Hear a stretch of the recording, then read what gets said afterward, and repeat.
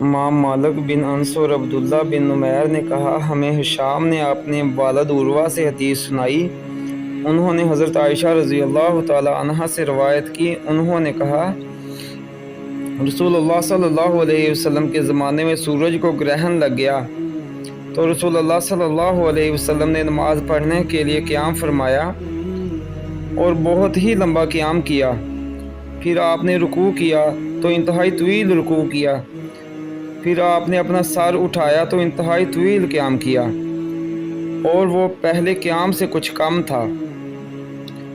پھر آپ نے دوبارہ رکوع کیا تو بہت لمبا رکوع کیا اور وہ پہلے رکوع سے کم تھا۔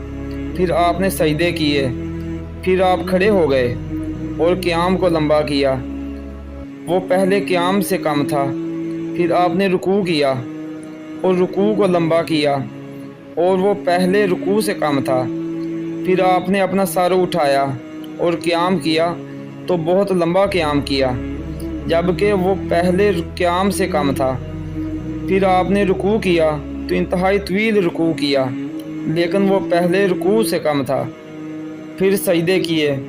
پھر رسول اللہ صلی اللہ علیہ وسلم نماز سے فارغ ہو کر پلٹے تو سورج روشن ہو چکا تھا اور آپ نے لوگوں سے خطاب فرمایا، اللہ تعالیٰ کی حمد و ثنا بیان کی۔ پھر فرمایا، بے شک سورج اور چاند اللہ تعالیٰ کی نشانیوں میں سے ہیں، ان کو کسی کی موت یا زندگی کی وجہ سے گرہن نہیں لگتا۔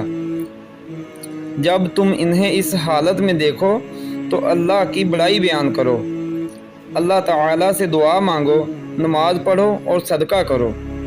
اے امت محمد صلی اللہ علیہ وسلم، کوئی نہیں جو اس بات پر اللہ تعالیٰ سے زیادہ غیرت رکھنے والا ہو کہ اس کا بندہ یا اس کی باندی زنا کرے۔ اے امت محمد، اللہ کی قسم، اگر تم ان باتوں کو جان لو جن کو میں جانتا ہوں تو تم بہت زیادہ رو اور بہت کم ہنسو۔ دیکھو، کیا میں نے پیغام اچھی طرح پہنچا دیا؟